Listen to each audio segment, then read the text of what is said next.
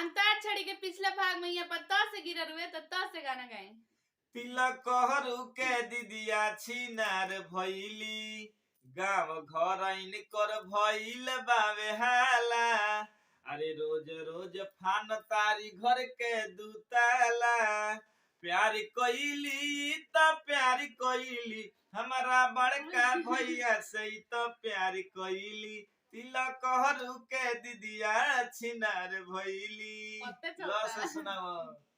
लसे लंबा लंबा के लापतैया बासमती के भात जी एको भतवा छोड़ बसमती सल तूर बयगिला दात जी।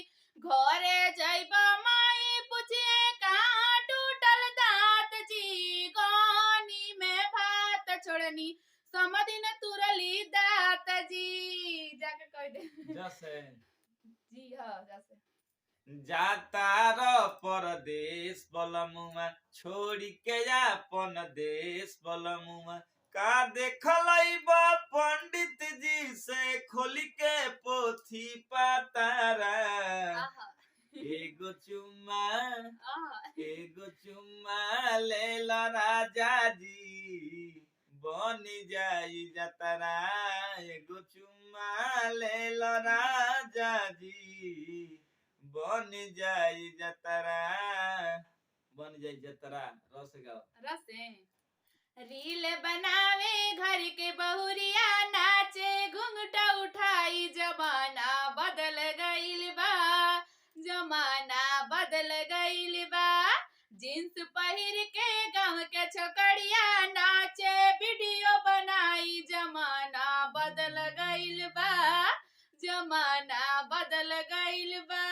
बस बदल गइल बा बस। हाँ। बड़ी याद आवे पिया के प्यारी कोइल। अरे रतिया तो रतिया पहाड़ दिन भइल। अरे का कहीं हमरा करे जदाल दर के। अरे का कहीं हमरा करे जदाल दर के। दिलवा ले गइल राजा बोतल में भरी के। दिलवा ले गइल राजा बोतल में भरी के। कस सुनाओ। कल कल भतार बदलैया सखी कल कल भतार बदलैया। नाचाई ऐचा नाचाई पैचा नाचाई ऐचा नाचाई पैचा। अरे नाचाई रेहन बटैया हो नाचाई रेहन बटैया सखी कल कल भतार बदलैया। यसे यही फोनवा से सैया बिगड़ी गईले। गई नहीं हरवा तो संग गए सैया। गई नहीं हरवा तो संग गए सैया। वही साली पसैया लो भाई गईले। वही साली पसैया लो भाई गईले। यही फोनवा से सैया बिगड़ी गईले। लसे गाओ। लसे लाली रे रूमलिया से जिया छोड़ पिया परदेसवे गइले।